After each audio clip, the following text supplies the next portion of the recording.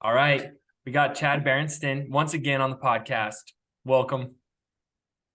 Thanks, man. Hey, our hats are backwards. I know, dude. It's my style, man. That's my style. Ah, Come on now. it's now it's our style. I love it. That's right. I no longer have the mustache, unfortunately. I was wondering something was changed. Like maybe you just like de-aged. I don't know. Or your Yeah, dimples are more apparent, bro. I don't I know. look like I'm 13 or 14 now. It Yeah, dude, fresh from the womb. is crazy. As soon as I shaved it, I was like, oh my God, I look like, 16, 17 years old Yeah, again. dude, this little bad boy is coming on like 3.5 years. So dirty. My mine was just getting disgusting and I wasn't maintaining it. It was going into my like mouth, and Kenzie was like, I think it's time. I'm okay to let go of the mustache. And I was like, sweet, all right, let's do it. Okay. And yeah, I think that's why I did so good in the whiskey. I didn't have any face drag. Yeah, exactly, man. Probably. For all the listeners, we're going into training today. We're gonna dive into Chad's training. We'll get into some of my training uh, and kind of what's working and what's not working. I think you guys as listeners will appreciate it because when I first started, I don't know about you, Chad, but I was super unknowledgeable about training, like cycling. Oh, So for I didn't go sure. to like I didn't cycle in college. I kind of picked this up and like dove in and just started racing. Yeah, exactly. I mean, we can kind of dive into a little bit of how I used to train based on the way I thought I should be training versus now, and how kind of my perspective and trainings um, changed a lot. I would say when I was first getting into cycling, it was more or less kind of looking at the time I had for the day and going, roughly as hard as I could for that 1 to 2 hour window every single day. And this was um, gym work and riding like a gym trainer. And then pandemic, riding the Peloton. And so there was like never any structure involved with any of that. Um, but I mean, you could find that if you're limited on, um, just a few hours a week, it's kind of what I mean, I read a lot about it, with, so few hours in a week, some people, it's probably better off just to work hard during that week versus doing kind of what we do now with high volume and a couple efforts throughout out the week. But I started off just hammering all the time. Um, and then of course our training's changed so much to now just, before chasing Strava segments into periodization and everything else that happens now. Um, but yeah, dude, it was just kind of weird first getting the cycling. It's like your wheels are just turning, in your brain on, at least for me, because I was trying to make such a big change in my life. I wanted to make the change so quick that I was like, gym work, bike work, what kind of supplements are going to get me to the next level? Like, what are people, in the riding World Cups doing, everything, and kind of balling everything together to kind of create what I thought training was, and it was, and then on top of that, trying to balance the finances to be able to do it all. It's Totally. it's an expensive process. And it's time consuming too. Like when I first started as well, it was kind of the same thing. It was like gym work and go out and smash every day. Mhm. And also, my job was different. So, I was working almost a 40-hour week trying to fit in, how can I fit in training on top of that? Is it before work? Is it after work? Depending on my shift hours, is like, when can I fit in that hour and a half? And for me, I mean, I kind of lost motivation, right? Like when you go out and you just keep smashing over and over again, it's like the bike Oh yeah, it becomes this like, tires you out. yeah, it becomes this tool of um not so much of adventure anymore, but as like a punishment. Yeah.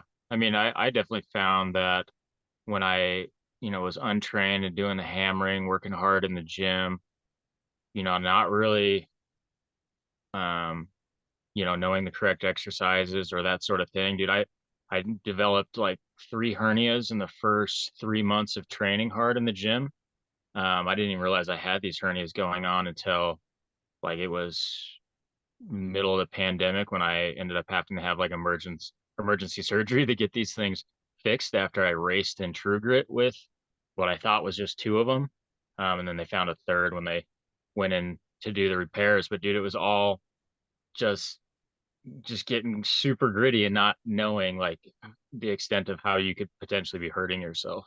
Yeah. Um, it was just like hard work and kind of being the old tough, the old tough, as they say, where it's like it doesn't matter the pain, you just go for it, and not actually being mentally smart about your training, that sort of thing. Yeah. And at the time, did you have like knowledge of kind of what's right, or was it just kind of self-taught and experimental? Um, I mean, it was pretty experimental. Honestly, I was using a lot of like kind of the Peloton workouts. It sounds pretty lame, but um, it was kind of just like hour-long sessions that were, now I think about it, and they were like hour-long sessions, and it was just a lot of high intensity intervals. And I thought that's what you needed to do to get this thing up called FTP, which I didn't really understand. And then finding out like how these different zones that you have dictate how you should be training and that sort of thing. It was a lot of just max heart rate, I didn't really understand the zones and how you should be working in I use a 5 zone um plan, but Five zone, how to yeah. incorporate all that. Yeah. Um, and I think, and I'll kind of play this devil's advocate, or I guess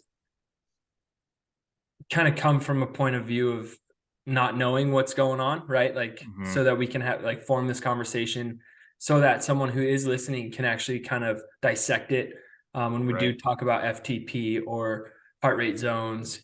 And someone, probably doesn't know that. So, like, going forward, let's just start like, what is FTP and how can you utilize that to train? Whether you're like, and this is for anyone, if you're listening, if you are just a person who wants to get faster or more fit, there's ways to do that. If you are an expert cyclist in the expert category and you want to take it to the next level into pro, these are all things that you can really implement into your training. I think that can be beneficial to get you to whatever your set goals are. So, yeah, what is FTP? So your FTP is going to be your functional threshold power, and this is basically theoretically the your max effort that you can have over the period of 1 hour. So we kind of dissect that into like your threshold um, zone. So again, it's kind of how hard can you go for an hour, and that becomes what your FTP is. And then after you dissect that out, is how you kind of develop your zone 1 through zone 5, or there's a 7 zone program sometimes that involves your zone 1 being your recovery zone 2 being your endurance zone 3 being your tempo zone, 4 is your threshold. This is where the FTP comes into play, and then 5 being your VO2. So that's going to be anything over 100% of what your threshold power is. Um, and again, these zones can be both in terms of power and they can also be in terms of heart rate. Um, so what you find a lot of times when you're first getting into this, that your heart rate zones will not ever match up with your power zones. And this is in the intent if you're using a power meter. Again, you can use heart rate, that sort of thing. But I know nowadays it took me a really, really long time to finally actually understand how fitness works and to understand my body enough to line up basically what my zone 1 power is and how that matches like my recovery zone. For so long, I would be noodling around in what I thought was a recovery zone, back in the day, which would have been up to a certain percent. What is it, 70% of FTP, but my heart rate's saying I'm at threshold. And so it took over 3 years to kind of dial this back, basically working on each zone individually to have these nice zones line up so you can really make your fitness gains. I mean, that's the best kind of explanation I can give for it. Again, it's hard to do without, a true graph in front of you. Yeah, no, totally. And like, so I'm kind of I've been using a power meter for like just over a year. Yeah, like probably a year and a half. So for me, I'm fairly new with power, right? So I've only been going off of just feel. For a Mm-hmm. long time, I had a Fitbit, so I didn't even go off heart rate. So I was really just training probably in zone 4 or 5 every single time in the Right. heart rate zones, So when you're describing, your heart rate zones don't match your power zones, I totally relate because I could be, let's just say I have a sub threshold interval for 5 minutes, right? Which is around 314 watts to 370 watts. It's like, hold that for 5 minutes. In the first 3 minutes, my heart rate won't even be hitting zone 4. Probably be in tempo, right? Yeah. Yeah. So like my heart rate will be Mm-hmm. at 140 beats per minute as I'm hitting 314, 320 watts. And then minute 3, then my heart rate starts hitting, okay, 150, 155, 160. Now I'm starting to get my heart rate to match my power zone. So Mm-hmm. I think that's what you were explaining is like, you're not matching those heart rate zones. And the more fit you get, your sub threshold watts, your heart rate might not even get to that Yeah. zone. So exactly. Yeah. The more fit you are, like right now, I'm kind of on the cusp of needing a new FTP test because basically when I run my threshold / VO2, I'm having a hard time getting out of tempo, right? Mm-hmm. So I need to readjust my zones to where I need to increase power, my zone power, in order to get my heart rate back to where it should be in terms of like a threshold FTP zone. Yeah. Yeah. I'm in the same boat. I need But at the my, same time, those are always daunting because, like after you do a new FTP, those next weeks are just so brutal. It's been a while since I've actually done a fresh FTP, but yeah, I just remember they're usually pretty brutal for a couple of weeks. they're Trying to brutal. get adjusted / get more fit to fit your new zones. Yeah. And that's funny you say that. I haven't even gotten to shifting my whole training plan to a new FTP because Justin Martin is my first coach that Yeah. I've really ever had. So, and I've never really done structured training before before I got him this year. Hmm. So we were working off my FTP in October before Quick and Dirty in California, the race over there. So Yeah. I'm basically going off a very old FTP. So we're into like every time we get done with like a sub threshold or VO2, he's like, dude, we need to put an FTP test in there somewhere because your heart rate's not there. Yeah. So, um, And I still agree with like, I know like Trainer Road and, um, some other programs do the AI FTP or whatever. They predict your FTP based on like your current workouts, what your power, your heart rate looks like with the workouts you've been doing. But dude, there's nothing like actually doing a full 20-minute effort to show, what you actually can do. mhm. I mean, it's totally different. Like I'm sure, AI FTP, I haven't done it yet, but I'm sure it's gonna have me. I don't even know, dude. It might have me high, it might have me lower than what I think, but I think a true effort is from yourself. There's more Mhm. involved in just fitness into an FTP test. I mean, it's a mind game. Yeah, and I was just gonna say that these AIs and so forth, they really can't predict how deep you can go. Yeah. And like, so Or they're just lack really, of depth in or some lack people's of case. depth you can go. Yeah. Yeah. So when do a 20-minute FTP test. Oh, and for everyone who's listening, this is how you kind of figure out where your functional threshold power is a 20-minute all out effort. You're literally just trying to hold, not an all, I mean, it's basically all out. Like when I'm doing Yeah, it, I mean it's like, it's all out for the most. I mean, I've done it so many different ways before, especially early games where you're just like going as hard as you can right off the get-go versus having a nice like exponential curve where you start low and kind of work up to your max, or you try to like be level-headed and have like a last minute ditch effort as hard as you can, or start as hard as you can go and then like suffer until you have like nothing left. Dude, I've done it like every which way, and start low and work up is the best way. yeah, that is, Not start low, I mean start at your current FTP or whatever what you think your threshold heart rate would be, and then kind of work up every 5 minutes, that sort of thing. yep.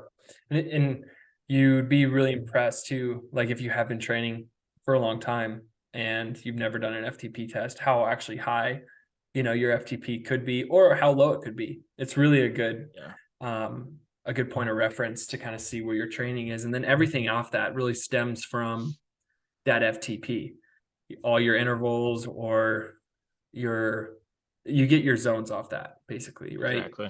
Yeah. Um, what is your FTP? It's a I'm just kidding. You secret. don't have to say it. Well, yeah, I bet you it's the same as yours, but I am 10 pounds lighter than you. Hmm. Ooh. So then we play the watts per kilogram game. Yep. I Okay. might be 15 pounds lighter than you. Based What do on what you, I think one of your last, I think you might be like down to 165 now, maybe yeah, probably one down 165. So you're 155 right now? 147. I like Dang. that extra 3. Yeah. I'm a little guy now. Still 6'1". I didn't get shorter, but I'm 147. Dang. Dude, I can't drop pounds. I don't know what it is. Dude, it's yeah, you can. It's water weight, dude. You're staying hydrated down in the Arizona desert. Well, you have to. Is that something you implement with your training and racing? Um, so I definitely, because I look at um what I have, and so given the amount of time a week I can ride, which right now I'm sitting at roughly 14 hours a week. I think any more than that, and I'm going to be served with divorce papers from my wife. So I'm trying to stay at like 14 hours a week. But I totally play the game of, if I can't put in the time, then I need to lower my body weight. And so I work pretty hard monitoring what I'm eating based on my workouts for the day, that sort of thing. I do quite a bit of intermittent fasting. I know there's a lot of hearsay with intermittent fasting right now, but I think intermittent fasting works. 100%. So, um, in terms of keeping weight off, for sure. Yep. And if you're doing it correctly, I have not seen a decrease in like my threshold power, Really? based on that. Yeah. Because that's kind of my fear too, is you lose too much weight, then you might be starting to lose power. But I haven't seen that. But I'm not extending my intermittent fasting for longer periods or anything like that, because I'm able to maintain 147 pretty well. I mean, Pretty it, well. it fluctuates, weight fluctuates like crazy on a weekly basis almost. Yeah. No, it's crazy. I mean, I could weigh myself in the morning and be 10 pounds heavier by the time I go to bed. Yeah, straight up. Yeah. Um, that's interesting. Because that's never really things I have tinkered with. Um, I think it stems from just kind of body issues in the past. I've kind of tried to stay away from that because I know I just go straight into a black hole. I mean, I get Yeah. when I start, if it's not training, like right now I'm in the black hole of training and trying to get fit. So if I were to Hmm. like, all right, let's drop 10 pounds, that Yeah. it'll be next week and I'll be 160. Yeah. So Which is probably not the healthiest way to do it, you know? yeah. And obviously there's plenty of healthy ways. That's just me coming from a, bodybuilding background where it was like stay at 8% body fat, be chiseled, have, Yeah. you know, yeah. And it comes, and that's just a poor body, looking in the mirror every single day, not being happy with what you see. Yeah, Um, little insecurities for sure. totally. So now in being cycling, I'm like, okay, eat what you want, eat health. I mean, we eat so healthy, but we eat a lot because we Yeah. burn so much. Like yesterday on my ride, it was like 2,400 calories, and it was a Oh yeah. 2 hour ride. So it's just like Hmm. the amount of riding, you know, I do. It's like I have to eat a lot, and I don't eat meat, so it's like eat a lot of Oh it. yeah, you got to eat a lot. Yeah, So that's yeah, dude. I tried to do the vegan thing when I was having a hard time because I was like at 150, and I was like, dude, I just want to see what I can do if I can drop below 150, and I was like, I'm gonna do the vegan thing and see if that will make a difference. Did it for 2 weeks, and I was like, this is the hardest thing I've ever done. I was like super cranky, super hungry, like starving all the time, dude, like legit hungry. I could not like feed myself enough. And I think I did get below like the weight, but I was like, dude, the amount I'm suffering, I don't think this is worth it. It was tough. yeah, man, there was a lot of research I had to do to like get into that mindset of shifting completely away from animal products. Yeah. Now I eat animal products, cheese, eggs, and just no meat. And no meats, that's easy. It's just like when you're trying to cut everything out because that's the Yeah. hard part. And those are like really good substantial fats and Hmm. calories that are in cheese and egg, Yeah, and I think that was a protein. tough thing with like the vegan part, dude. It was like no animal products. And I was like, dude, like this is rough. And then I was like slowly I brought back fish and I was like, oh, so good. I love fish. So I brought back chicken. I was like, oh, dude. I still don't do red meat and I don't do dairy. Um, those are like easy things though, Those are just easy. because I'm, lactose intolerance, that sort of thing. Oh yeah, yeah, that's a pretty pretty Yeah, easy it's way to say. pretty standard to lay off a jug of milk. Yeah. Um, but yeah, no, that's interesting. And I think, I might implement and kind of reframing it from losing weight, but just monitoring, I think, some things to kind of get down because when you're looking at gear, you're like, oh sweet, my bike, man. Dude, your bike weighs like 20 pounds. That's crazy. Oh wow. And you're only taking one CO2 and four gels. I Oh, and like you can get down to that nitty gritty of like weight. But then it's like wake up in the morning and just drink water and skip breakfast, and that's like oh four yeah, pounds. no, You know, exactly. like how Dude, with like the amount of money I've spent on being a weight weenie, when it's like, but I spend the money now because it's so hard for me to drop any more weight that I'm like, I'll just pay $200 for a new stem that drop 200 grams, yeah, I Because there is know. a point, and you're like, oh, dude, it's the little differences in the end that are gonna be like 6 watts. Yep, I know. Dylan Uh, Johnson videos, they get us all. yeah, and that's the thing too is like it is watts per kilo that um I have a hard time believing in. Hold on, let me turn this light on.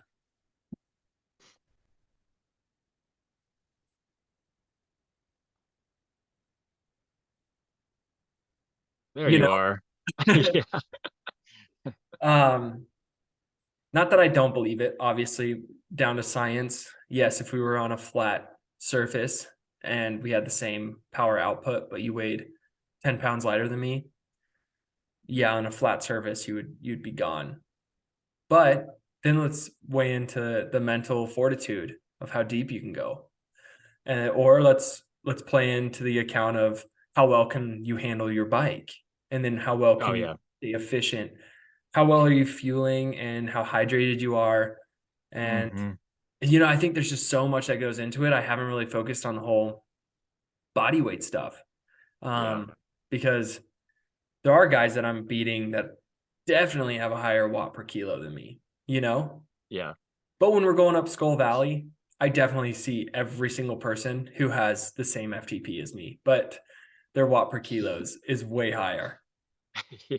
So it is in certain circumstances you can definitely see it. Like these little guys are just blowing me away. And then Yeah. we hit flat single track again. And the downhills, I mean, I just catch them because I'm just heavy, I'm buoyant. Hmm. I'll just Yeah. No, trust me. I see it because I kind of, so a lot of times with my training now, I always kind of wrap in like a weekend group ride, like a fast group ride, typically road, but it's always like I'm kind of based on my weight, my FTP. I'm like a GC guy, man. I'm like I can climb good enough. I have enough weight that I can descend good enough, and then I can motor the flats. Motor the flats up to 5%. Dude, I'm like a cannon. yeah, But then as soon as we get a little steeper, homeboy that's 5'4" and weighs like a buck 12, he's gone up these climbs, yep, you know. But yeah, it all comes down. I'm just kind of maximizing because I'm like, dude, I'm a decent climber. I'm a great descender.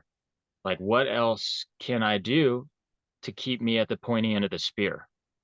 And it's just kind of looking at every angle I can take with the limited time I have a week to train, you know, yep.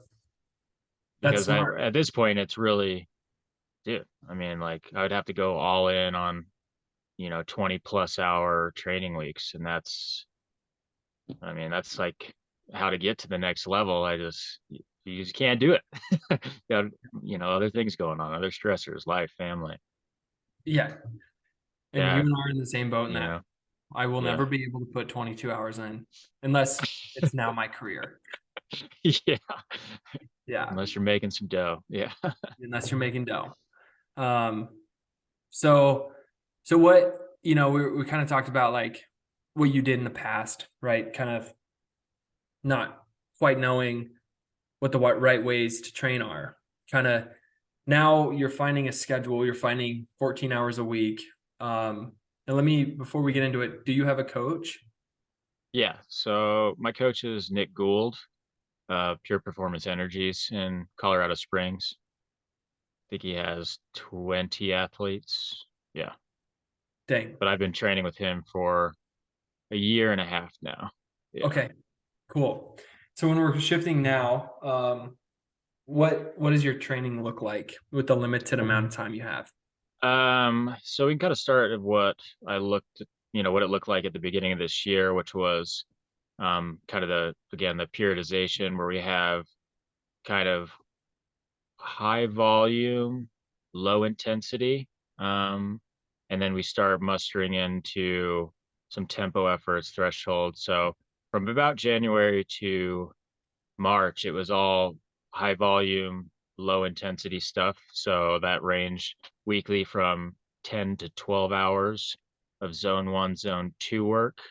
During the week, I usually would do hour to hour and a half rides, kind of averaging during the week. These are all spent on the trainer because it's Colorado.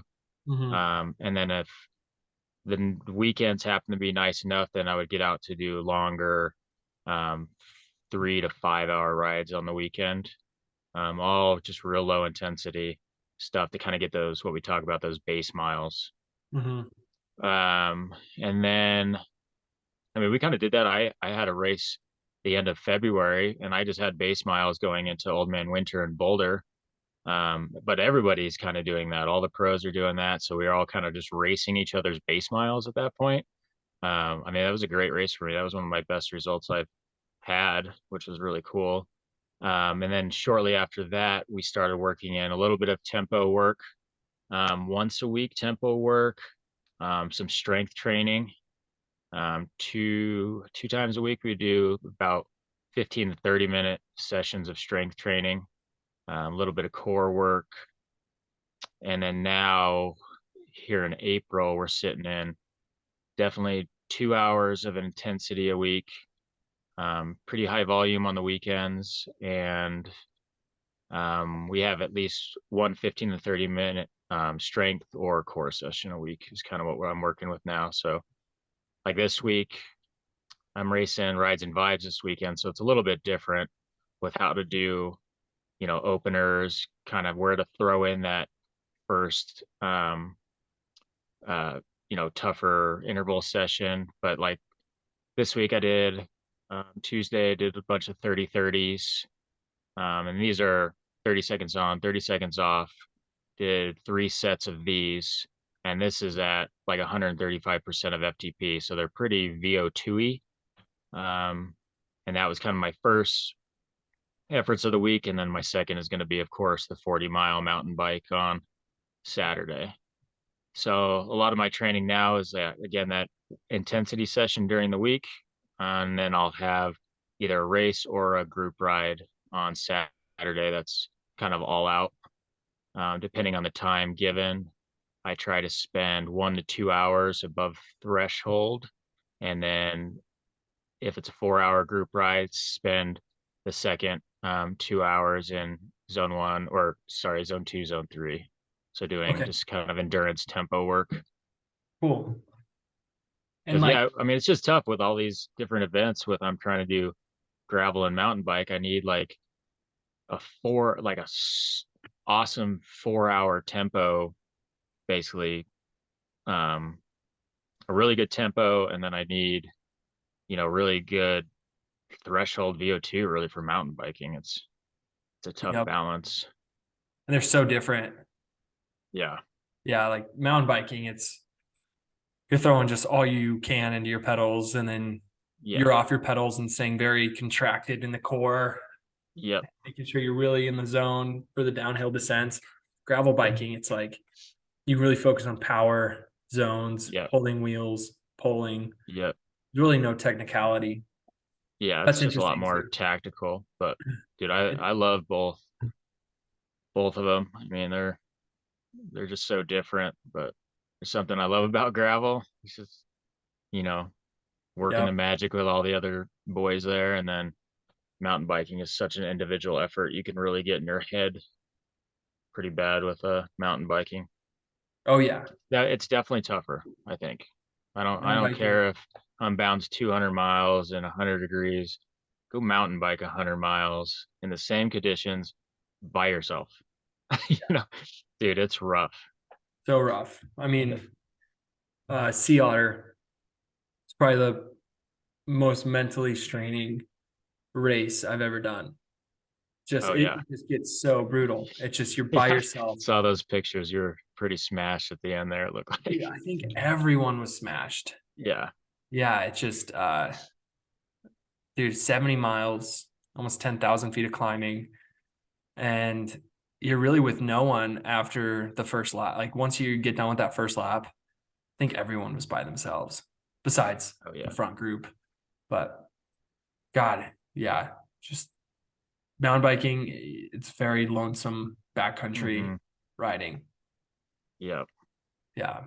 Um, and so your weeks are pretty structured with how and when your intensities are implemented, right? So Right. the beginning of the week, you're kind of having more of a intense, more intervals kind of, and then, you know, Yeah. So typically, like coming into the week, I always have Mondays off. It's kind of my full day off the bike. Maybe just do a little bit of stretching or put on the compression boots or something like that. Tuesdays are typically zone one, zone two rides, about an hour and a half. And that kind of opens up the legs just enough to do that first intensity session on Wednesday, which can range. It started out early in the year as a little bit mellower. Uh, I did like 4x8s at threshold, which, I mean, don't get me, 4x8s at threshold is pretty tough. But now I'm sitting at doing, 4x15s or 30-30s.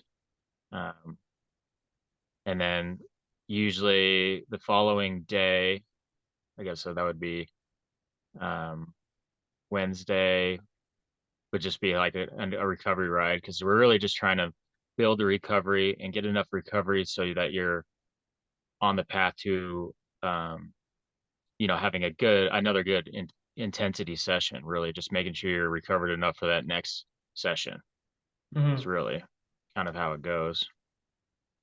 But you can always you go a little too hard on one of the days and you dig yourself in a hole, and then sometimes it's really difficult to get out of those Yep. holes, you know.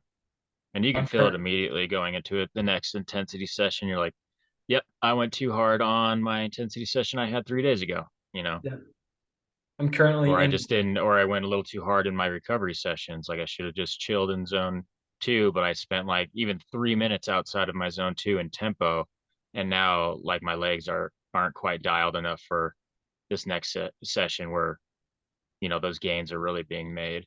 That's what Yeah. they always think volume, high intensity is the best, dude, but it's like the recovery so that the next high intensity session you can give a good effort there, and that's where the gains are made. It's not made in, going outside of your zone 1, zone 2 in your recovery rides because you feel good.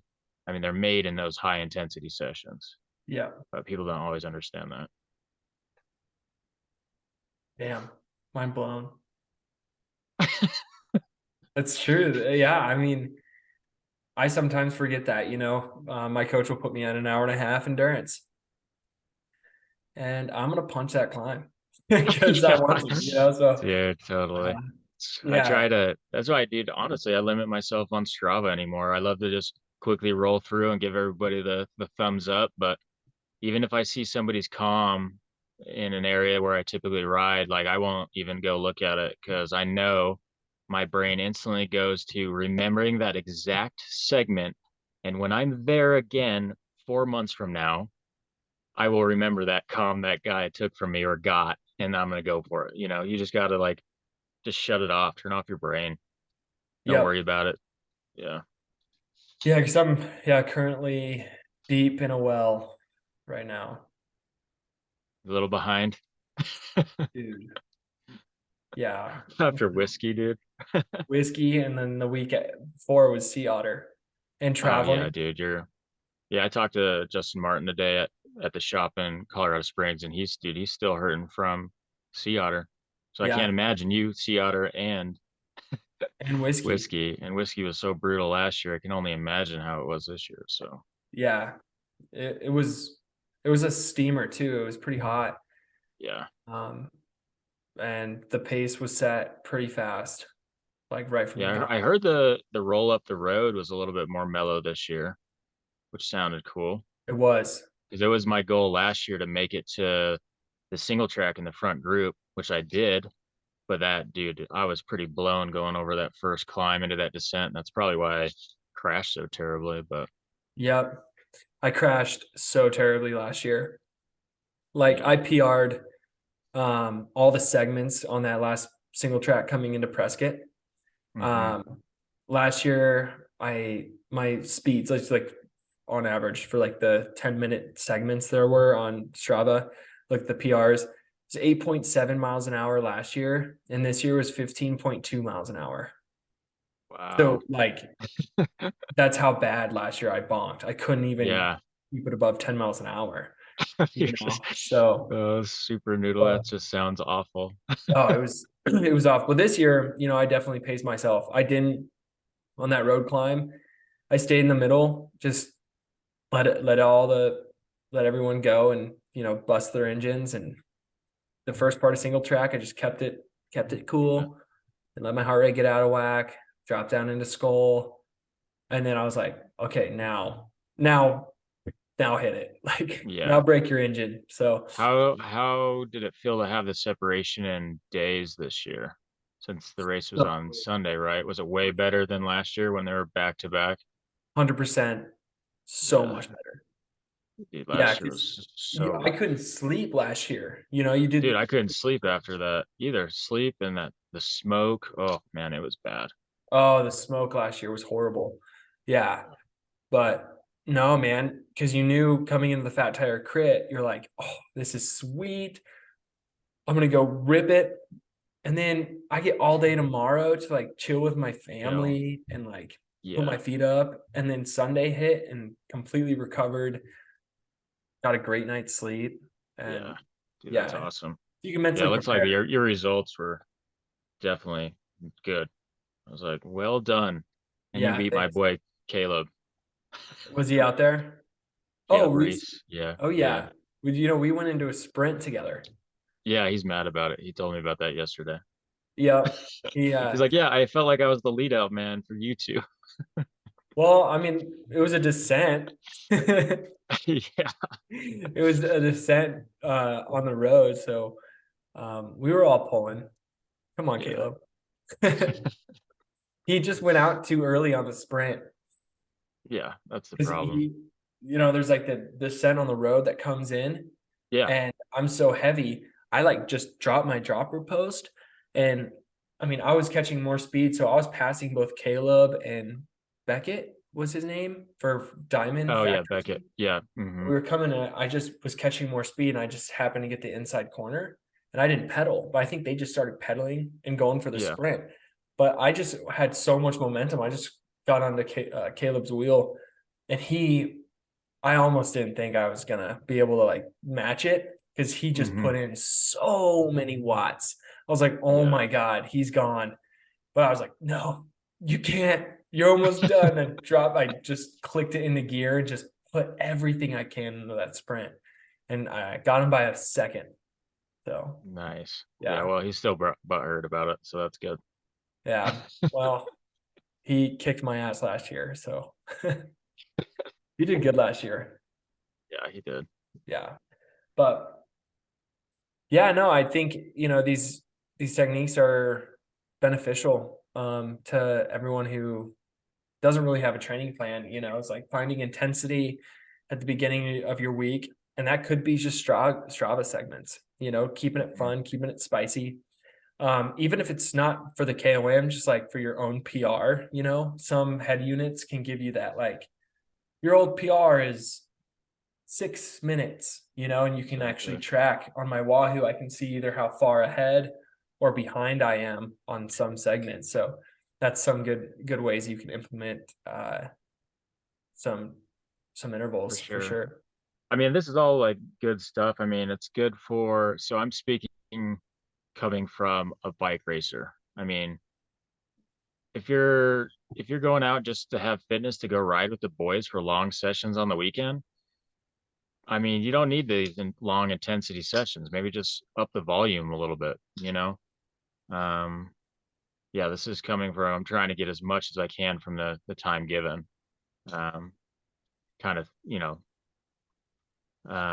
so yeah, it's good. I mean, then we play the nutrition game. I mean, there's so much involved in racing that, yeah, you can have all the fitness in the world, but as soon as you don't dial in your nutrition for the day, it all shits the bed, Yeah. basically. So Oh, that's a whole nother. I mean, we could talk forever on nutrition. yeah. It's wild. Um, but what was your last race you just did? So I just did a local race here in Colorado called Fandango, just a XCO.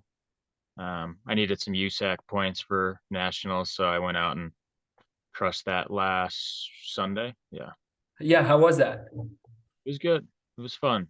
Yeah, it was fun. I totally destroyed myself on Saturday. I kind of looked at it more as a training ride, a training race, I guess you could call it. So I went out and did my normal group ride on Saturday, added like an extra 2 hours of climbing to it. And so I did like, I don't know, just a short of 300 TSS in 4 hours. And then I just showed up to this race.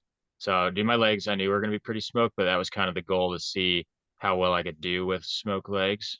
Mm-hmm. And I felt pretty good. Like the first, we had 4 laps, 4 6 mile laps. Each lap, I think, had, uh, I mean, not much climbing, maybe 400 feet of climbing a lap. It was just real punchy climbs in this area. But dude, I felt great for 3 laps. I sat too long on the front, and by the fourth lap, I was feeling those that just shy of 300 TSS from the day before, and started like cramping a little bit. It's like, shoot, dude, I only cramp when it's like super hot. Like, what's going on? And then I ended up taking second to a new kid named Griffin Hobbin. Griffin B. Hobbin. Hoppin. Yeah, dude, he's got a crazy name, but That's he's a new sick. USA Cycling developmental team kid out of Colorado Springs. So he did well, Dang. but he knows I would have gotten him if I didn't just destroy myself the day before. But it was all good. It was part of the experience.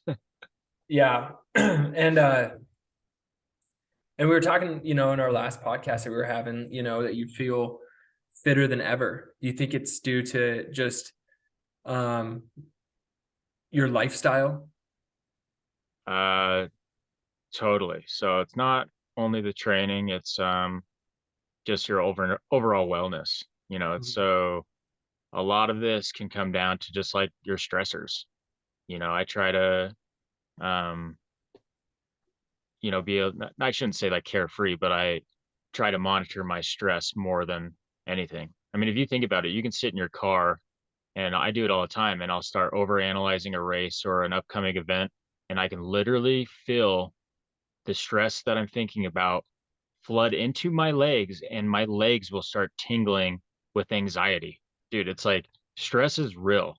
Yeah, And so I just try to really get around that, just have a happy wife, happy life, dude, if you can say that. Family life is good, work's good. You just gotta just stay on top of everything, yeah, just de-stress. I mean, if there's something that you're stressing about, it's affecting your fitness or your well-being of what you're trying to do more than anything, really. totally. Yeah. So Yeah, I do whatever I can to kind of monitor that. And of course, dude, it's just like it's all the little things that help with that. Eating well, getting up in the morning, setting a routine, um, drinking a tall glass of water in the morning, lowering your body temperature, getting grounded by stepping barefoot in your grass in your backyard, dude. It's like there's so many different things that I kind of do. It's all these little things that I've found that work for me to keep me happy, you yeah. know. I got Earth Runners. You know what those are? No. They're shoes that always ground you. Oh my gosh. Like I you know. said, you're That's just gonna just go out in your niblets and just be barefoot, dude. yeah. I just walk around all the time grounded. Yeah. uh, Dude, I legit do that. Like that's a real thing. yeah, Lance dude. Armstrong surprisingly told to do that like way back in the We Do podcast, like I don't know, a long time ago. And I started doing it. I don't know. Kind of If Lance silly, is but doing it, yeah. yeah. Well, no, it's actually you get onto the Earth's frequency. When you're inside and you got the foundation under your house, it kind of disrupts that Oh yeah, basically dude. that current of Hmm. electricity. Yep. That's a Google moment. Yeah, the energy. Yeah, let's see. Hey, if we have just a second, I need to go grab my phone charger. I might have to plug this bad boy in. I'm worried we're gonna lose each other. Yeah, go grab. I'm searching up grounding right Okay. now. So what is grounding? We're gonna search up. First one is what is grounding and why is it important? What exactly is grounding? Well, here's the answer. Earthing, it's also called, helps football legend Aaron Rodgers sleep soundly. What? Well, let's start with the basics. It's in simple terms, you're connecting your body with the Earth's electrical field by contacting directly to the Earth's surface. The idea is that our bodies have evolved to function in coordination with the Earth's natural energy field. That's Dude, grounding. that's just magical. Sorry, my voice might change a little bit because I had to plug in the phone and undo all the cool stuff I had plugged in. That's okay. It still sound really good. Okay, good. Yeah. It doesn't sound, like there's no grounding involved. I can hear that. It's a little extra static. Yeah, a little bit, a little bit. Chakras are out of line, bro. I need the headphones. I need the mic. Yeah. So yeah, I think, I just wish, like, it's it's cool that we're talking about this. Um, because I wish I would have listened to something like this, on Payson McKelvin's podcast. So I think a lot of professional pros or athletes don't really share the secrets of training, and like what makes them the way they are. Hmm. Like for you just not to share your FTP, it's like that's just how we are. It's like, well, no, my competitors are gonna know, and then, but it's I just like, mean, everybody knows what everybody's is. It's just, when you're around, like we'll be competing at some point together, yeah, And same with J Mart down at the shop today. I was just like, we're both like, yeah, at this race, like we're gonna be at the front of the pack together, but yeah, but who's who's actually, gonna really take it? Yeah. yeah, yeah, and so, to share this information is cool, and I think someone listening will actually benefit from it and can implement it, and also Yeah. take into account that we are racing at the highest level, so we might be a little crazier on it than you should be if you're just wanting to go out and train for a bike packing race or a local race, and you got one race on the calendar for the year. You can implement some intensities and volumes. You don't have to be riding 14 hours a week, and you know making sure that you're grounding in the morning. Yeah, no, I think it's good because you're right. Like a lot of people don't know like the true insides of like competing at the highest level, and it is just so many little things. I mean, like, dude, my routine honestly started. It's almost like your life becomes like a little bit of a checklist day to day. At least for me, dude, it's like the tiniest things. Like I get up in the morning, I look straight outside, dude. Get some light in the eyes, man. If it's cloudy, turn on some lights, get some lights going. You'll feel like energy right away just by looking outside, seeing some sunlight. Like these people that sit in the basements and they're wondering why they're depressed all the time. I'm like, dude, like you got to look outside. And getting that body temperature up with like a nice shower in the morning. I know a lot of people are doing these cold plunges like in the morning to get their dopamine up, that sort of thing. I hate cold water, so you are not going to see me doing any cold plunges. Terrible. Um, but dude, yeah, it's just regulating, your alkaline in your blood to try to keep it level with cold water. And dude, there's like so many little things.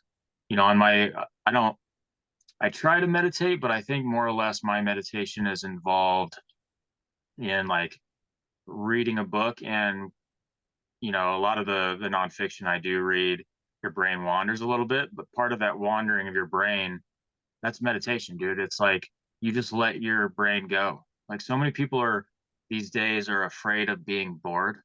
They need a device, a phone, they need something. Like they say like the average person touches their phone like 2,000 times a day, dude, because they're scared of being bored. But some of the most creative minds just just be bored, dude. Just sit at work if you got nothing going on and just see where your mind takes you. I mean, you could end up like changing your lifestyle just by being bored and kind of overthinking anything or coming up with an idea. So many ideas come from boredom. So I do that a lot, or on my commutes. I do listen to a couple good podcasts, Huberman podcasts, a couple of the big science-backed fitness podcasts, that sort of thing. So I mean, we're always getting in tune with what's new, right? Got to stay on top of the new. Totally. And yeah, a lot of it is just managing, like you said, like keeping that blood healthy. It's Mm-hmm. like also going into keeping the nervous system healthy. Stress interferes with that nervous system, and also not let training become a stress. sometimes Exactly. like it totally is, like Hmm. on the real, like sometimes I get stressed out when I have a 3 hour, 30-minute interval session. I'm like, fuck, Yeah. I'm here with my family. I'm like, God, I really don't want to just like leave my family for 3.5 hours and go Yeah. by myself and crush Yep. it. That's So why, I mean, I mean, a lot of people say this as well. Like trying to, if you can get workouts done in the morning, it is such a huge stress relief because you don't sit around all day saying like, oh, when am I going to get this right in? So many other life instances happen in the afternoons. Like all of a sudden, dude, your kid shits his pants and you don't have like four changes of clothes and you're in the back of a car in Costco parking lot and you're like, fuck, like, so getting like the shit done early in the morning, you're relieved of all your afternoon to just do life, yeah. you know. But it's hard, dude. I can't get up that early. So Yeah. Do that's you why train I've before just work? established a routine with the wife. Like, dude, when I get off work, my second job starts, aka training, and I get like my hour and a half. And I try to balance that by sneaking out of work early, getting the work down so I can at least see Tivoli, my daughter, for 3 hours before she has to go to bed, Mhm. sort of thing. Doesn't always happen. I mean, a lot of times I only get to see her for an hour to 30 minutes. And then, I see her in the morning when I wake her up, but it's a balance, you know? Yeah, it is. It is. But yeah, when you do push that off though in the like not training in the morning, dude, because Kenzie and I we're like, why are we like this? Because she's worse than I am, man. She's like, if she doesn't train, it's you know, happy wife, happy life. She needs to get out and run, So, uh, we have to manage two of those training schedules in the Yeah. household, which is like totally doable, just with our lifestyle and like my job and her job kind of allows for that. But yeah, today, dude, I didn't even train. I had to text my coach to be like, hey, I'm in a hole. I'm done. My body's beat. My nervous system's drained. And it was Yeah. just an hour and a half I had to say no to. And Yeah. you know why? Because it was windy. Dude, I'm becoming a bitch. Like, it's windy out. And I was like, dude, I will No. still be fit if I do not ride today. So we had a family day, we went and just enjoyed each other, which it's important to do that. I think Oh yeah, dude, you benefited way more from doing that than that hour and a half would have done 100%. for you, for sure. Yeah. Everybody worries about this damn TSS number, falling, like as if it's their actual fitness. No, dude, it's like just give that a break, dude. Just get some good rest, recovery, dude. Sleep. I mean, how Yeah. many times? How many times you hear sleep, dude? It's the truth, man. If you can get 8 hours of sleep, dude, you are gonna be next level. Yeah. I can only get like seven, you know. I'm like seven, 7.5, but I feel great, dude. That's Yeah. way better than when I wasn't as fit as I would say, dude. I was like 6 hours, less 5.5, less Yeah. happy, depressed, anxious. But now, dude, you get a solid 7.5, like solid, bro. I don't move. Yeah. It's good. Yeah. I'm just so much happier, dude, for sure. Yeah. And it And really, it's then just, and then your workouts don't become a burden, dude. I mean, it's everything you, revolves around how you're feeling, and if you're not getting adequate sleep, then you're not going to be happy. A revolving door of so many different things. yeah. And it also goes into if you do have that training session that is going to boost fitness and you're not there Oh and yeah, you shouldn't do it. yeah. You're only going to dig yourself deeper. Even if you're physically like my whoop score was 83% this morning, but my Hmm. quint score was 20%. I got to listen to the quint score, it's just Hmm. like listening to the internal cues and when it's ready to go and when it needs some rest. It's super important to listen to that or else you will dig a hole. Like I just had two fucking crazy races and I'm in this not hole. Yeah, you there. don't want to. I mean, these holes can be dangerous too because the holes can um kind of feel like overtrained. You're not motivated. You're um, dude. They're kind of a tough place. It's hard Yep. to get back on the bike when you're in some of these holes. Yep. And they can last for a long time. Yeah, that's why. But I always say, like, sometimes after a bad result, I'll kind of get in a hole like that. But if I just keep moving and just look forward, just get the next thing on the calendar and just keep moving forward, it helps.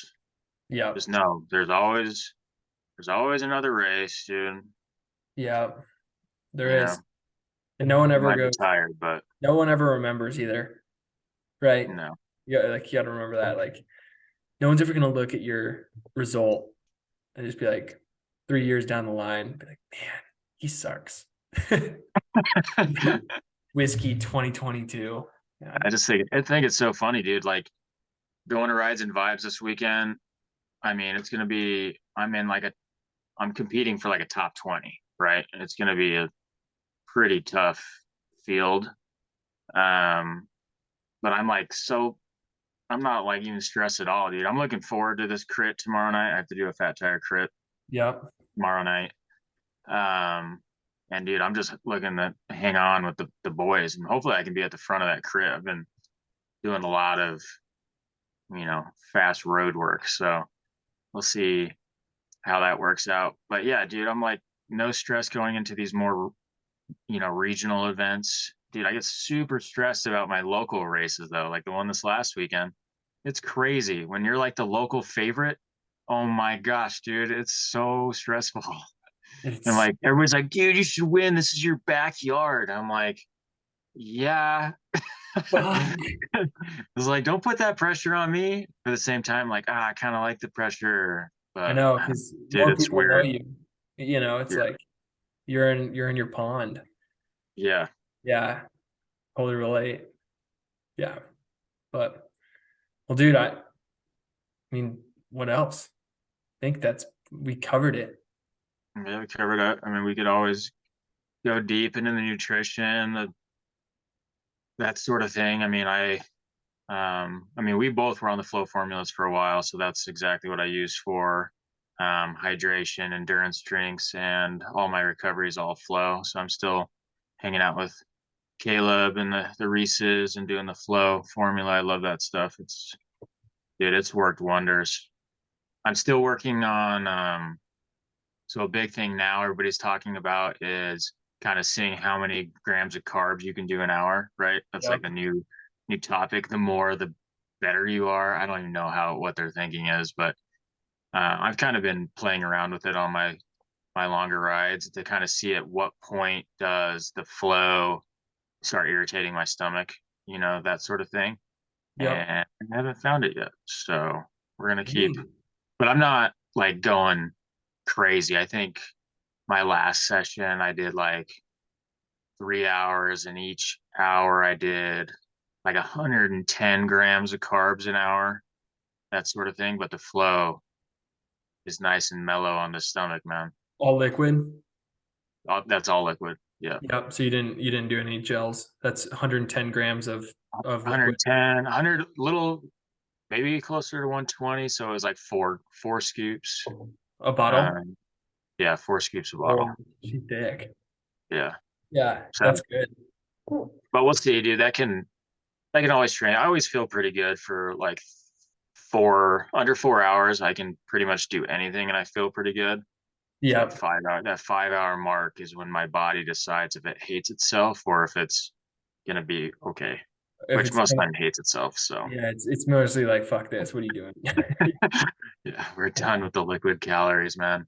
I don't think I've ever been at 5 hours and been like, man, I am so glad I'm doing this. Dude, wow. I mean, I got a lot of gravel races coming up, so I'm hoping to find that balance to where that I can do like 6 hours and be like, dude, I'm all right, Yeah, and not just like straight bonked, suffer, whatever you want to call it, dude, just suffer fest. noodling, hate, like, darkness, whatever you want. It's 6 hour mark. Yeah, call it the finding the wounded child, Yeah, you know? it's crazy.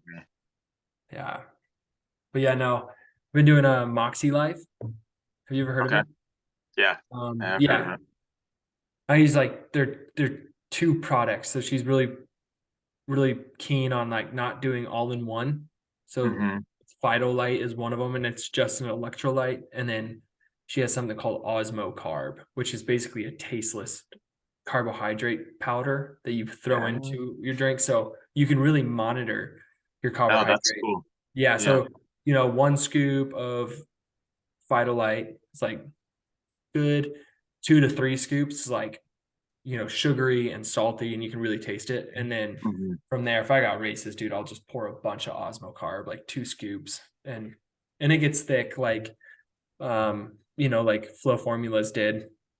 Yeah. And what's great is just it's not acidic at all, so it doesn't upset Hmm. my stomach, um, and it's got phytonutrients in it too. So Okay. like spirulina, chlorella, it's got like Oh, good nice. good stuff for your cells, Yeah. because and I love it. I mean, I've absolutely, I mean, Well, yeah, I mean, spirulina and what lion's mane, some of those other mushrooms are really easy on the gut, or they're settled gut settlers. and they're Yeah. really good for endurance and blood. Reishi. Yeah. Yeah. Have Mhm. you and also it's another sponsor. This isn't like an advertisement, but have you heard of Beta Red Oh from yeah, from dude, Endura, whatever it's called, Enduro Endura Bites? Endura Bites. Yeah. By far the worst tasting pre-workout, but the best pre-workout I've ever had. Yeah. I mean, it's A not lot of dudes bad. on my team used to use that a ton. Endura Bites, dude, no offense, but the Endura Bites themselves, dude, they taste terrible. Yeah. They need to work on their brownie game, dude. They, Just like- uh, yeah, there was I but that almost Beta Red is fire. I would agree. the Beta Red. I will say, yeah, it's just, It's probably one of the top. Yeah, there's dudes that still use that on my team for dude, sure. I perform so good when Yeah. I Telluride was the last race. I used Beta Red and whiskey. Somehow forgot it the last races in between them, but yeah, dude, just I mean, it makes your muscles just fire Yeah. over and over again. So not that like you don't need pre-workout. It's not really a pre-workout, it's not like a C4. It's like a natural, it. It's for Yeah, I everyone mean it's else. like beats. Beats. Yeah. Yeah, nitrous oxide. Hmm. Yeah. Hmm. You It's just the feel your fire. blood just tingle. Yeah, those vasodilators, man. Yeah. Dilate those blood vessels. Yeah. Yeah, I mean I use similar stuff. I'll use like actually Noon Prime. I used to do a lot with like Noon stuff, and they were purchased by Nestle, so they got rid of like all their good products, which were like their pre-workout, this Noon Yeah. Prime. But I stocked up on it, and dude, it's like the best like pre-workout stuff. It's got all like the vasodilator stuff, the L-carnitines, all the jazz in it. But you can get a caffeinated and uncaffeinated versions depending on if you're running caffeine or not in your endurance drinks. So that's kind of helpful. So you can monitor you're not overloading with caffeine, because that can really upset your stomach or, you know, it's not great for. I guess there's new studies coming out that too much caffeine is actually a hindrance on hydration. You can actually get pretty dehydrated if you're over caffeinated, Oh, probably just because your muscles are twinging and you're just like jazzed to the max, so you're sweating more. I guess I don't really know. me every morning after I finish my last cup of coffee. Yeah, that's smart though. Like having a pre-workout that's like, hey, check your endurance drinks. Do they have caffeine or not? And you can monitor. I mean, how Hmm. much you're taking in, because I've been there where you're too caffeinated on a ride, and all you want is like just to pound water. You're kind of Yeah, like not in it, and you're just really thirsty. It's yeah, not a good place. Um, and I kind of stay away from chewing foods too. During races, training, it's okay, but yeah, I just found that just uh the Never Second and SOS energy zero. I get them from the Yeah. feed. Yeah, It's SOS. yeah, they're the shit. I mean, because goo, it just it tastes so bad. And no matter Yeah. what flavor you get, I just can't do goos. I know they're like Yeah. the OG of like they basically invented like the little Gels. quick Yeah. energy. Yeah. But hmm no, I love the longer, more liquidy form of Yeah. energy. That's what, since Flow hasn't introduced a gel yet. Yeah. I'm not saying anything. But so I use the Science and Sport gels, the hydro gels. So Okay. I always like carry some of those in my pocket for training rides and for racing. Because dude, you never know, man. If it's rough enough and you can't get your bottle, dude, you better hope you have like a gel to kind of combat not being able to drink out of your bottle, Yeah. that sort of thing. But I lately I've tried to like really kind of train with what I raced with, just to kind of gut train myself. Because I found I used to do a lot of like intensity sessions or any of my longer volume rides. I would just be like, oh, I'm just gonna eat like real food. But I'm like, dude, I never raced with real food. So I Yeah. just want my gut just always primed to being able to take in just liquid calories and Yeah. supplement with hydrogels. Because it took me a really long time to get like my gut on track. I mean, I dealt with tons of stomach issues early on, like in my 3 years ago when I was kind of doing the Peloton thing and trying to see what worked with, you know, um, carbs and that sort of thing. And I mean, I was probably just overdoing it at the time, not really understanding how the limitations of how much your body can take in per hour. I was probably just overdoing it, but I just made that more or less like my stomach can't handle this product. So I tried tons of different product, but then Flow formulas, I've always just been, I might have been able to overdo it with it, and now, but my stomach has always been settled, so I'm sticking with it. Yeah.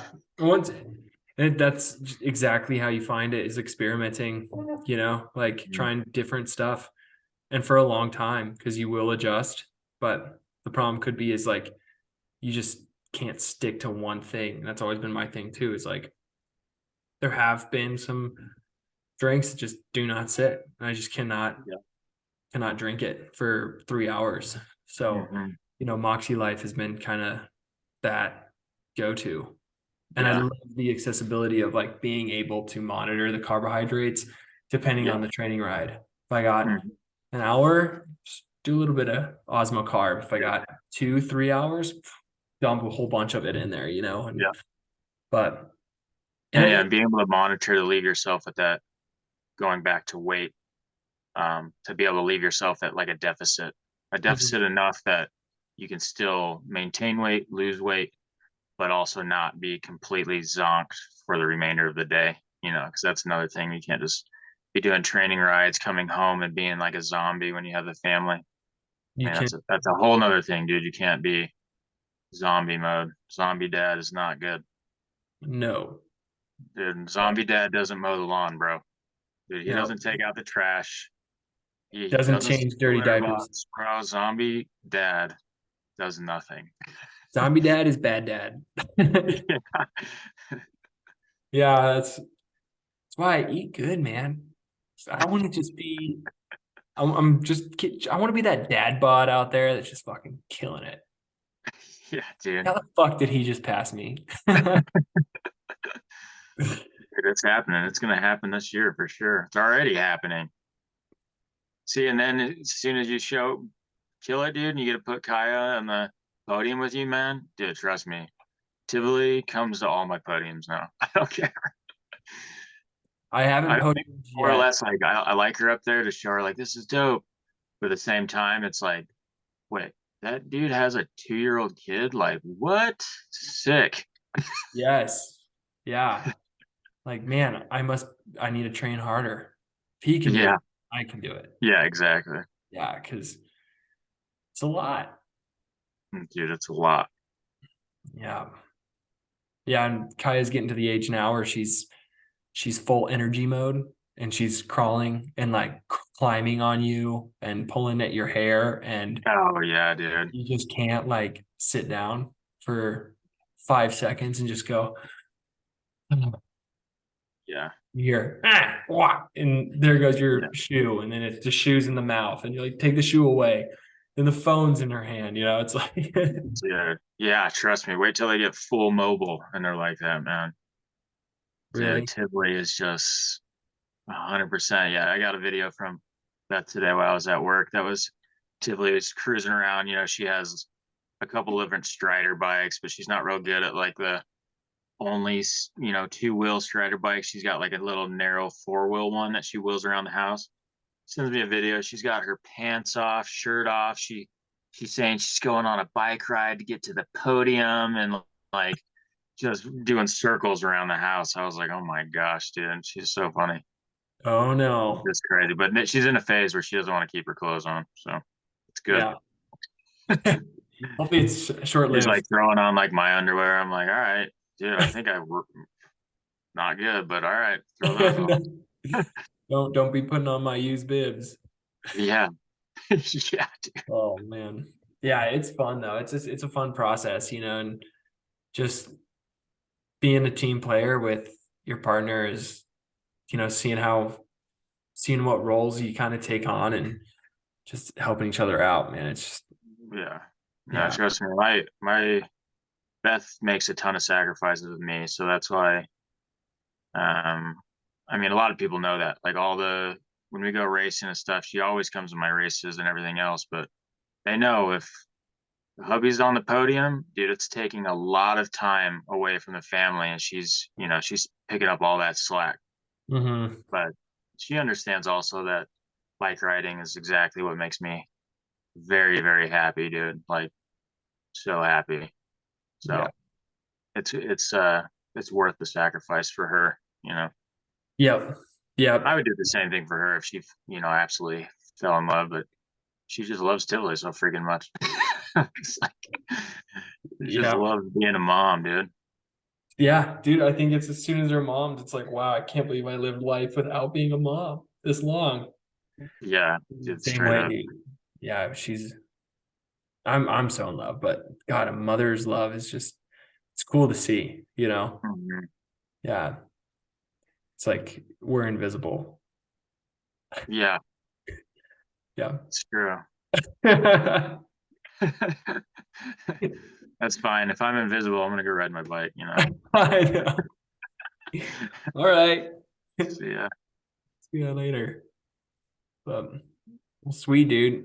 Speaking of, I think I think that's a perfect cue. We should end it there, Well, huh? let me hear what do you have on the radar coming up? I guess the Growler, is that what I Yeah. think's next on your Yeah, the Big Bad 40, the original growler is going to be into May here. And then June, I'm because I'm moving to Colorado, I haven't really looked at the schedule. I think it's like you sent me Ned's gravel. yeah, Ned Gravel. Are you doing that? I think I gotta double check my schedule too. I know, so I've got like a big gravel block coming up that I'll do Mad Gravel. That's Memorial Day weekend. I've followed by Telluride Gravel. That's the next weekend after that, followed by Bighorn Gravel. That's the one I think I sent you in Big Gypsum. one. Yeah. Dude, that's a killer race. Yeah. Um, and I think I'd have like another gravel race after that, dude. It might be Ned. Okay. Or no, then we go to Telluride for the mountain bike. Yeah. Oh, I okay. think that's the same weekend as Ned Gravel. So you gotta try to come beat me, or you can go All to right. Ned Gravel. Yeah, I don't know. I might come back and defend. Dude, Telluride, that's a great race, man. That's a great race. Yeah. Once you're up that climb, it's good. So good once you're up It's that climb. awesome once you're up that climb. That climb is brutal. Fucking sucked. Yeah. God. And the whole time I didn't even know what place I'm in. I'm just like, Yeah. survive, over the All bars. you're like, all I know is Lachlan Martin's in front of me. Yep. That's all I know. That's all I know. And he's doing the 100. Yeah. Crazy. But yeah, dude. So just trying to I'm still putting the pieces together for the summer. Want to do like 2 races in June, 2 in July, 2 in August. And then we're heading back to Arizona. So Well, make the most of it while you're in Colorado. Maybe do yes. So we'll Breck see. Epic in August too. Breck Epic. So good. I know, dude. It's just so pricey, man. Dude, just sell some more coffee, bro. Come on. God, I know, dude. I Dude, know. you could probably call up Mike McCormick, the race director, and be like, dude, I'll bring the coffee cart down there. And dude, hey, he'll give you an entry, bro. That would be sweet. Guarantee you he probably would, man. Okay. At the little village like base camp center where they host like Yeah. all the night meetings and that sort of thing, dude. Whew. Yeah, dude, that race is amazing. Is it So good. It's my favorite race ever, probably. ever done? Yeah, Done. dude, I know. I do it every single year, man. It's I like, know. It looks so cool. Yeah. And I want to do stages too. Like that's where I think I would just doing it over and over and over again. yep, 6 days, man. Yeah. I mean, you have to travel a lot of different places to get a 6 stage race. I I mean, know. Pisgah is probably the closest one outside of Colorado. Yeah. So, Yeah. So I don't know. I'm still planning it, but that's why I'm gonna keep in contact. Just send me races that you'll be doing so I yeah, can try just to like I stay. said, just put it on the calendar, and then dedicate your life to this event on the calendar. Okay. Just get the things on the calendar. Your life will be so good. I know they're on the calendar. I got big one on the calendar. I just haven't signed up yet. Yeah. Not good at the signing up part. I can Yeah. train. Pressing the big financial button is always the Yeah. tricky part. Trust me. So I literally signed up last night for Rides and Vibes, literally like the day it was closing. Yeah. Like it would have mattered if I had paid for it a month ago or last night, but I was just like, okay, fine. Okay. All right. Yeah. You're gonna kill it, dude. That's the hopes. I hope to do well. Yeah. I would like to put on a good showing. If I can keep the bike together, I think I could do pretty well. Yeah. No, yeah, just no mechanicals. Hmm. It's a rough course, so and I crashed really hard at it last year, and it took me out of the race. So I'm a little anxious about the butter knife section of the course, which is really rough. So a Is it? little anxious. Super, dude. It's gnarly. Yeah, it took me out, man. A little Yeah. tree took me out and smashed some rocks, pulled my brake apart. And I was like, dude, I'm not about to try to ride this last 30 miles without a front brake. I was like, nope, pulled Yeah. the plug. I was pretty beat up. I was probably concussed or something. I don't know. Damn. I walked out of there. I was like, no, it's not happening. So I'm a little anxious about that part, but we should be fine. Yeah. Yeah. And that's dude, it's gonna be a stout competition. Yeah. Yeah. You Yeah, got it's part of the single track series, so it's bringing out everybody that's kind of in that. So I mean, a lot of the dudes I raced at Moab Rocks. So Did you do Moab Rocks? yeah. How Hmm. was it for you? Dude, it was sweet. I mean, I did really well. So this was the first year they canceled the first stage, which Yeah. was a big bummer because of snow. And then second day went well. I mean, well enough that I think I ended up in 13th, I think, on stage two. They had another reroute at the end of the course. Can't remember the name of the trails, but it was way more difficult than the original course. So it was a lot of, you know, 5 to 7 minute steep climbs into a 30-second descent over and over and over, dude. It was brutal at the end. And I Damn. think it was like a 37-mile course. It was pretty long. So yeah, I ended up in like 12th or 13th, I can't remember. And then my bike on stage 3, like I was in the front group, I was with Cole Patton going over the top of the gravel climb. And then started hearing a slow leak in my tire. And I was like, are you kidding me? So I was like, maybe I'll pull over now, take care of it, and then I can catch back on the descent.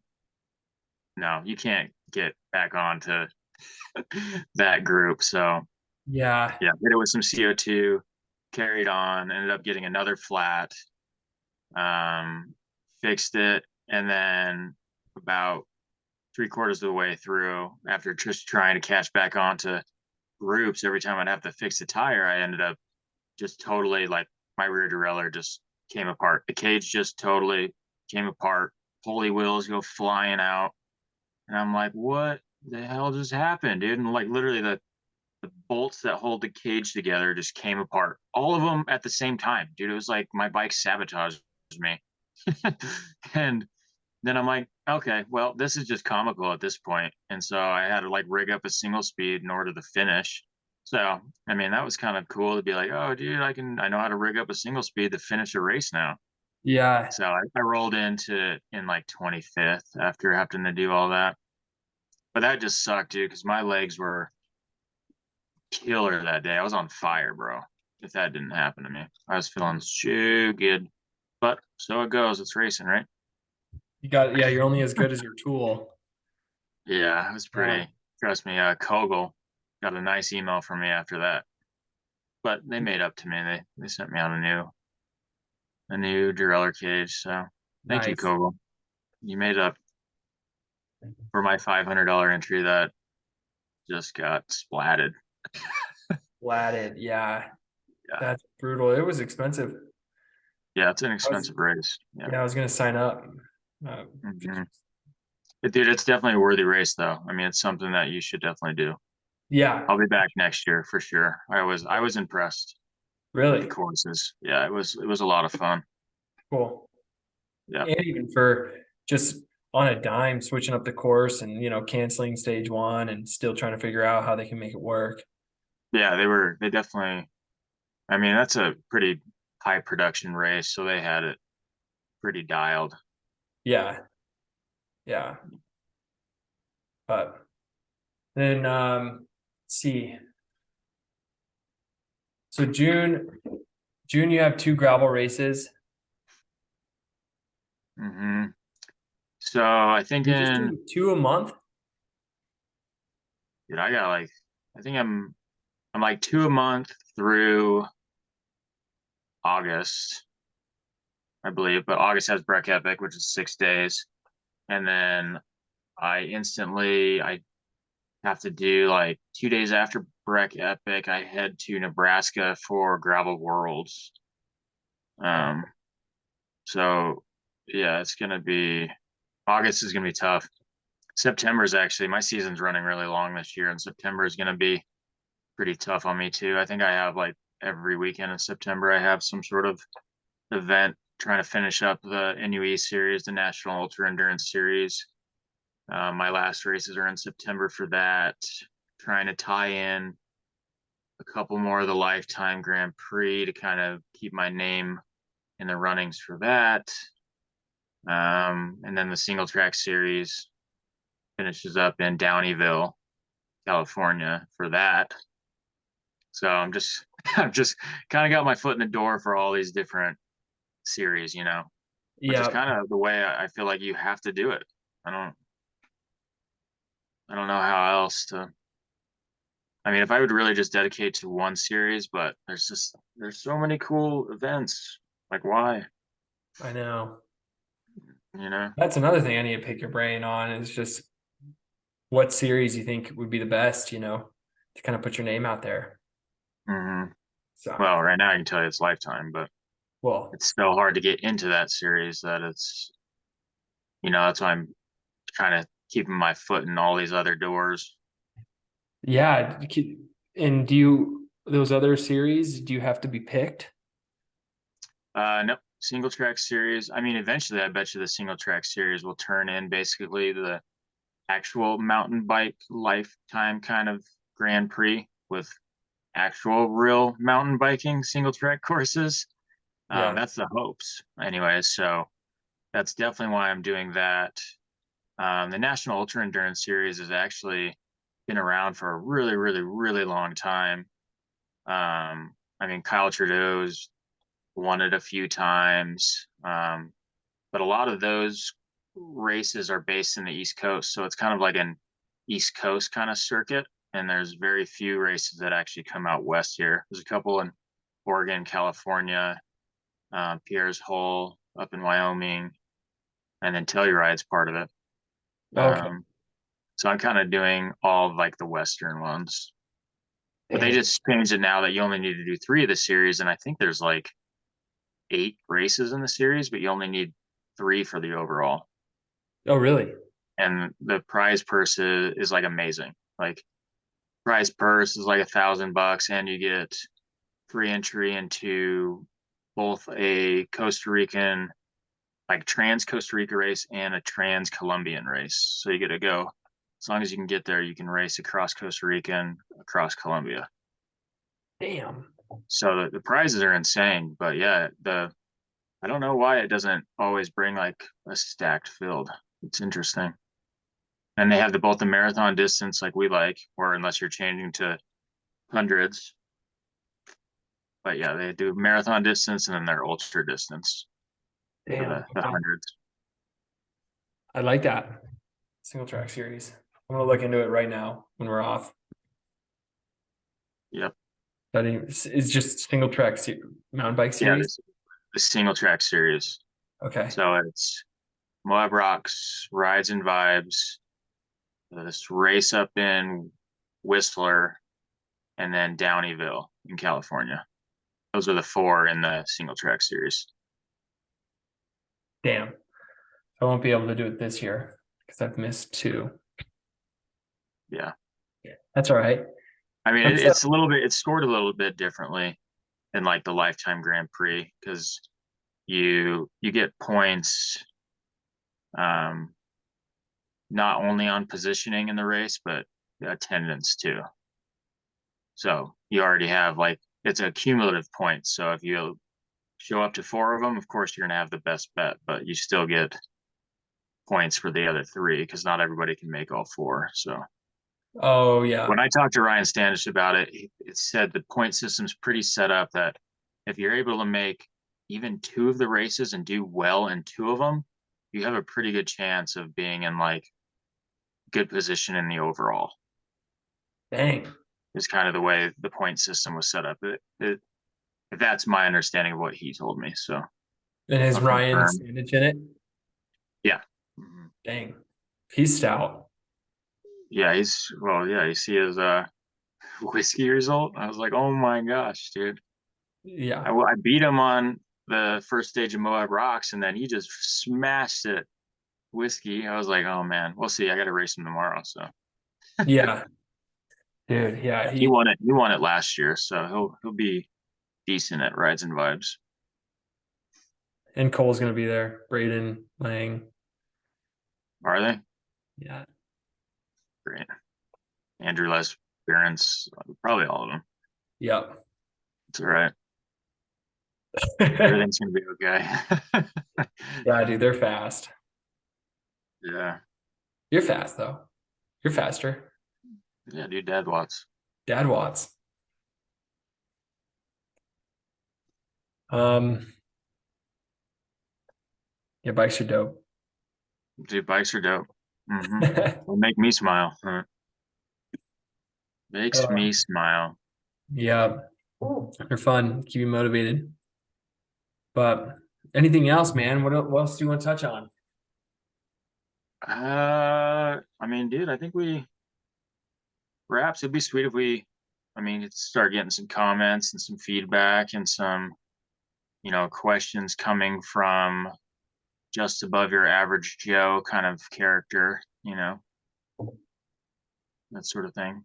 Yeah, and Some maybe, questions from people that are trying to just get to that next level of, I'm becoming a racer, that sort of thing. It would be, I think that's where my knowledge comes into play. I don't have like the super pointy end of the spear, like book smart knowledge of, so that's why we have cycling coaches, dude. They do all that stuff for me. I just follow their direction and can interpret what my weeks are going to look like based on my experience over the last year and a half. Yeah. So just being able to pass that down is easy enough. Yeah. Yeah. And I'm the same way. I think if you do have any questions, reach out. And I think if there are a bunch of questions, you and I can, sit down and do this again, because I think it's fun to Yeah, just, dude, I think it's sweet. yeah. And so I think we will get a bunch of questions, and, we can touch base on, man, if you're 60 years old and you want to win your category, like, not that we're coaches or anything, but I mean, we do this every single day. So we could probably help Yeah. you out. And when I'm not doing it, I'm all in, dude. I read about it. I live it. I see what's going on every minute of the day, pretty much. It's supposed to work, but I spend a lot of time thinking about bikes. Yeah. So Yeah. I got the bug too. So I feel you. that's bad. Well, sweet, dude. Well,